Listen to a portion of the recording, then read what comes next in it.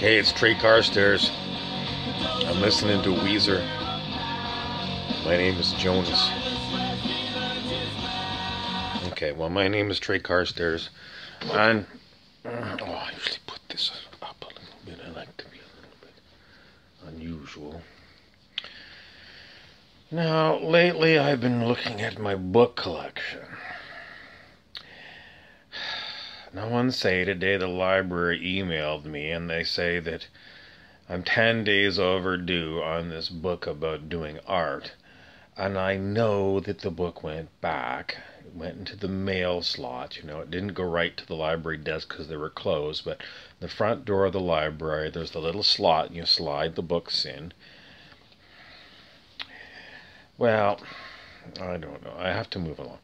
There isn't anyone who's heard from our friend Little by Little who's gone out on a quest. Well, one night we did. Bob, what was his name? The producer.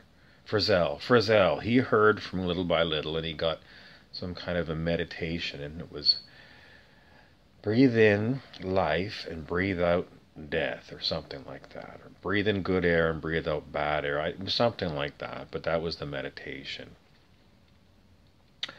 I haven't got very far on this idea of going to work in the pizza parlor. But then I was listening to Weezer, the whole album. It's the Blue Album. And, Buddy Holly was the one there. And, and we're kind of like, they're a little bit Buddy Holly glasses, but with, Roy Orbison, because they got, like, dark glasses. But anyways, Buddy Holly was filmed at Arnold's Restaurant in the TV show Happy Days. And Al Molinaro, who was the cook/owner, asked somebody, did you try the fish? And they said, oh, Al, it was Bad Fish. And everyone knows that Bad Fish is a song by Sublime. So you can just link from song to song to song to song. Now, my book collection, I've been collecting books for a long time. And, well, I get them because I want to have them. And then they come, and then I put them on the shelf because, every time I pick up a book, I get through 3 sentences, and then I have to put the book down. Okay, this is the latest book that just came in. It's still in its plastic wrapper, but it is about Q, and everyone knows it's all about QAnon these days and Donald Trump, but it's not about that at all. It's Q, and it's Quincy Jones, the musician, the Grammy Award winner, and it's the autobiography of Quincy Jones, and that's the latest book that showed up. Now, other things that I ordered today, I ordered a tourmaline rod. I can't really say it. Tourmaline is black. It's a black crystal, and it's going to be in the form of like a crystal, and it sends dark energy back to whoever sent it to you. So now I do have this little crystal. This is a quartz crystal. It's kind of cloudy quartz, and this one is, you can look it up, but you can just go to Google or duck and ask them, what is the crystal for, and they'll give you somebody's idea whether it's for. I don't know whether it is or true or not, but I do like crystals. I like to have them around, and I put them in my pockets and various other places. And sometimes, well, anyway, I don't want to go on the same stories. Let's see. We went to the float tank yesterday, where you go in, and it's all full of Epsom salts. And it's quite warm. I was in for 90 minutes, and I came out, and lo and behold, they had, this is actually the newest book. This is even newer than the Quincy Jones book, because I bought this yesterday. But here it is. It is Tanks for the Memories, Floating Tank Talks, by Dr. John C. Lilly and E.J. Gold. Now, it's very interesting. Now, Dr. John Lilly was the one who invented float tanks way back in like the late 60s, early 70s. And then he got into all kinds of researching with dolphins primarily. And then he got into taking ketamine and going into float tanks. And now they're talking about using ketamine for people with depression. Ketamine was a horse tranquilizer, and it was being sold illegally, and they were calling it Special K. And if you took Special K, you would end up in a K-hole, and nobody really knows what a K-hole is. Now, what else did I want to... Oh, the other name on here is E.J. Gold. Now, everyone knows... No, you don't, because I haven't mentioned it for quite a long time. But our associate is Rumpelstiltskin. And if you ever watched the TV show Once Upon a Time, you will know that Rumpelstiltskin has an alter ego in Storybrooke, Maine, and he's called Mr. Gold, and he runs the pawn shop. So it was very interesting that this book has got Mr. Gold in it. Now, our friend Mr. Rumpelstiltskin, sometimes we call him Uncle Rumpelstiltskin, and I don't know, I'm not going into everything to do with Rumpelstiltskin. But, anyway, whenever I see something that says gold, I think of Mr. Rumpelstiltskin. And, you know, the actor is Robert Carlyle, who is a fine Scottish actor. He was in Trainspotting. And I don't do Trainspotting too much. I do watch for trains, but I will look most of all at the sky. I'm more of an airplane spotter. And particularly, I look for Cessnas. Cessna's like a single propellered small plane. And if there's other kinds of planes, I always pay attention. And sometimes I see weird things, like, I don't know. They're just, you know, more than trains. I do watch for trains to see if they're moving or not. And also, like, if somebody's done graffiti on the side of boxcars, I like to look at that. Sometimes I take a picture.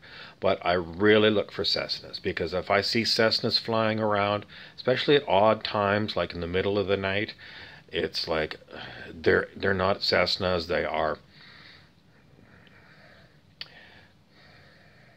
They're from Pleiades. That's the Pleiadian extraterrestrials. And how are they sending Cessnas around? I don't know. It might be like holographic projections. I'm not sure how they do it. All I know is that I see these Cessnas in the middle of the night in places where you would never expect them. And, you know, if I see, even in town, in the city, if I see a lot of Cessnas flying around, they fly right over my house. It's something to do with extraterrestrials. Call me crazy, but I've been doing this a very long time, watching things. Now, I was also going on about my gang stalking problem. They left. The people who were gang stalking me, remember there was people that were wearing those yellow vests like the people in France? They left. But yesterday when I went to the float tank, and I went to the corner to cross the street, and there was a small man wearing one of those yellow vests, but he wasn't gang stalking me. He walked into the tobacconist and he bought something. So he wasn't part of the gang stalking, but it's still like relevant, these yellow vest things. And I thought he was, I mean, I was told on YouTube that these extraterrestrials are going to start appearing on our planet in the flesh. I don't know how you're going to recognize them, but it's more like a feeling. And I got the feeling it was like, because the last time I saw somebody that I talked to about extraterrestrials out of the blue was a little small guy, like about 5'1", and this guy was about 5'1". So if they're small guys, and you get a vibe like they're Pleiadian or they're extraterrestrial, they are. I'm sure of it. I mean, I didn't go up and ask them. This guy, the other guy, he just brought it up out of the blue. But it's just like a vibe I'm getting from small men. And I'll keep watching to see if there's any other kind of people. If you see really tall boys, maybe not boys, but men, tall, Stuart Wilde used to call them tall boys. and they were here to kick the ass of dark, evil people. But I haven't seen any of these tall boys. Who else might show up? We keep waiting for Kalki to show up. Kalki is an incarnation of Vishnu, the Hindu god, and I haven't seen any sign of him lately, but he was written about also by Stuart Wilde a long time ago, like maybe 10 or 12 years ago, I think. So I don't know. And then Stuart Wilde used to say, when he had all of his visions, he would go into meditation and he would have visions, and he said he was shown part of the great plan to free planet Earth from the dark, and he said the plan is vast. So sometimes I drive down one street and there's a sign on the wall and it says something about vast, and I always think the plan is vast. So I keep hearing all these things, and no one can tell you. Even David Wilcock says, these are like what his insiders report, and other people say there's all these deep state arrests and things. But how do you confirm all this? It's even Venezuela. I keep seeing people post on Venezuela. I've never been to Venezuela. It's too far for me to drive, and I don't trust the reporters on the mainstream news, and I don't trust them on YouTube. So I don't know where people are. They're posting this, and is it true or not? I don't know. And even people on Facebook, there was somebody there that I saw that said that they were from Venezuela, but I've got the wrong city posted on my Facebook just for fun. I say that I'm from Cibola, which is one of the famed gold cities that the ancient Spanish, like Cortez was looking for Cibola. And is it Las Vegas? It could be Las Vegas, but I somehow think it's maybe in the desert, not necessarily in Las Vegas proper, Cibola. But, I think Wikipedia said Cibola was... I'm going to say, in my heart of hearts, to me it doesn't feel like Cibola is Las Vegas.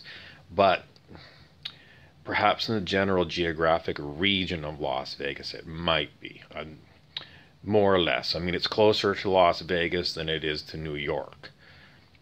The lost city of Cibola. Cibola. And that's not like bolo, like be on the alert for. Those bolo ties. Bolo ties are like those, they're kind of Western ties. They're like a string, and they got a little clip, and then the strings come down. Bolo ties.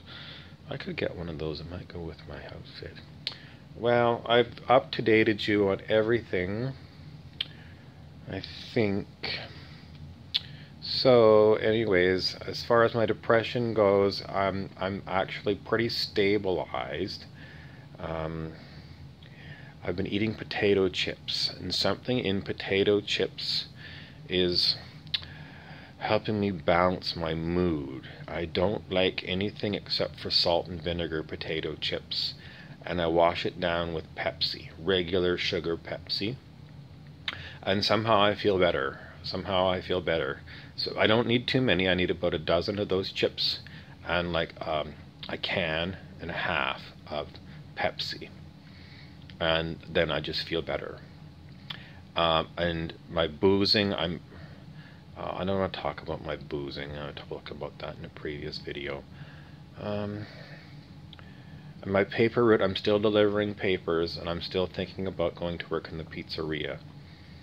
Unless somebody wants to go into business and, with me, and we could open our own pizzeria. If you do, just let me know. I don't know.